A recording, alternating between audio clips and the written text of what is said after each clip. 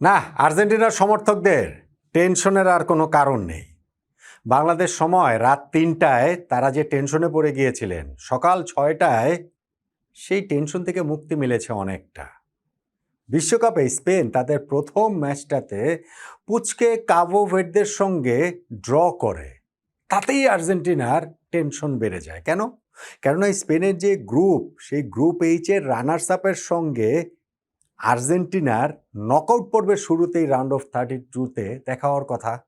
নিজেরা যদি যে গ্রুপ চ্যাম্পিয়ন হয়, সেটা তো আর্জেন্টিনা হবেই। এখন স্পেন যখন ম্যাচটা ড্র করে ফেলেছে, তার মানে এই গ্রুপটাতে উরুগুয়ে রয়েছে। উরুগুয়ের গ্রুপ চ্যাম্পিয়ন হওয়ার দরজাটা আরও অনেক ওপেন হয়ে গেছে, ওই কারণে টেনশনটা ছিল।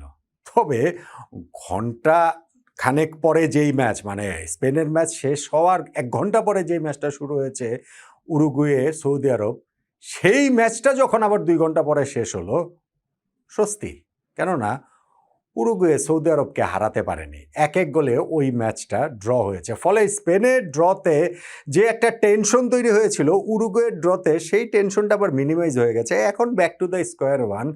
এই প্রথম ম্যাচের আগে যে অবস্থা ছিল, এখনও সে অবস্থা। হ্যাঁ, এখনও অনেক কিছুই হতে পারে, এখনও ওই গ্রুপে অনেক ওলটপালট হতে পারে।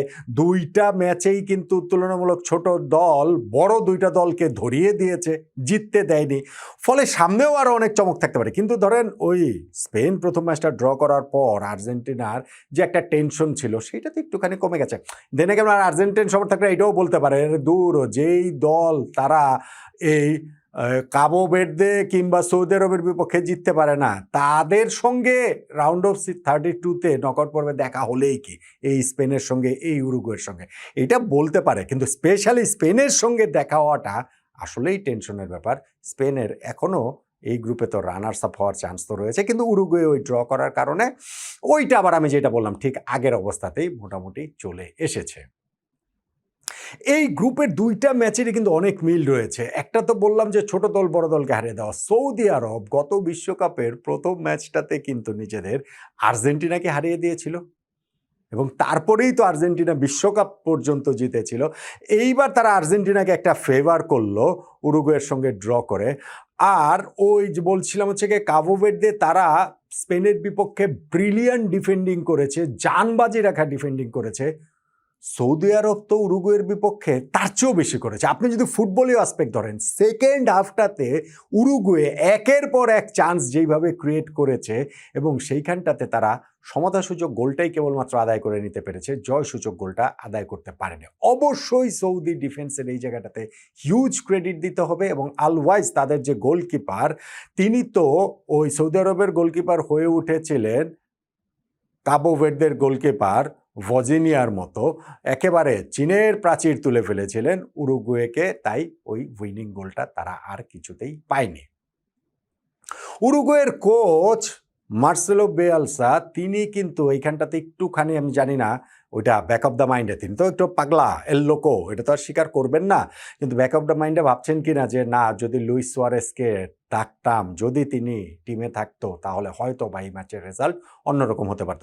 লুইস সুয়ারেজ ইন্টারন্যাশনাল ফুটবল থেকে অবসর নিয়েছেন, তবে উরুগুয়ের ওয়ার্ল্ড কাপ টিম ঘোষণার আগে তিনি কিন্তু বলেছিলেন মিডিয়াকে যে যদি ন্যাশনাল টিম তাকে চায়, আবার ফেরত চায়, তাহলে তিনি বিশ্বকাপ খেলতে পারেন, ন্যাশনাল টিমে আসতে পারেন। তবে তার তো ওই যে অবসর নিয়েছিলেন এই কোচ বিয়েলসার সাথে গ্যাঞ্জামের কারণে, বিয়েলসা এখনও কোচ রয়েছেন, তিনি তো আর সুয়ারেজকে ডাকবেন না, ডাকেননি। কিন্তু এই ম্যাচটাতে একজন ওই নাম্বার 9 সুয়ারেজের প্রোফাইলের, এখন অনেক বয়স টয়স হয়ে গেছে, তারপরেও ওইটা নিশ্চয়ই বিয়েলসা আসলে মিস করেছেন।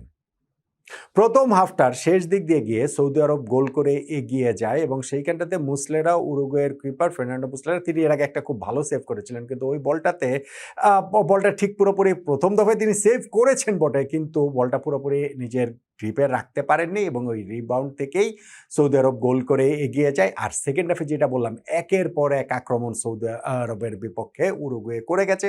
ম্যানুয়েল উগার্তের শট সেখানে পোস্টে প্রতিহত হয়েছে এবং তারা ওই ডেলা ক্রুজ বলেন, তাদের ফেডে ভালভার্দে বলেন, তারা চান্স ক্রিয়েট করেছে, chance after chance, corner after corner, কিন্তু সৌদির সেই রক্ষণভাগের দৃঢ়তা এবং গোলকিপার আল ওয়াইজের দৃঢ়তায় উইনিং গোলটা আর পায়নি। হ্যাঁ, ৮০তম মিনিটে তারা সমতাসূচক গোলটা পেয়েছে এবং সেই গোলটাতেও কিন্তু গোলকিপারেও নিজের উপরে পুরোপুরি স্যাটিসফাইড হবেন না, কেননা প্রথমবার তিনি শটটা মানে ওইটা ঠেকালেও প্রচেষ্টাটা, পরের তার ওই যে রিবাউন্ডে যে হয়েছে সেইখান থেকেই উরুগুয়ে সমতাসূচক গোলটি করে ফেলে।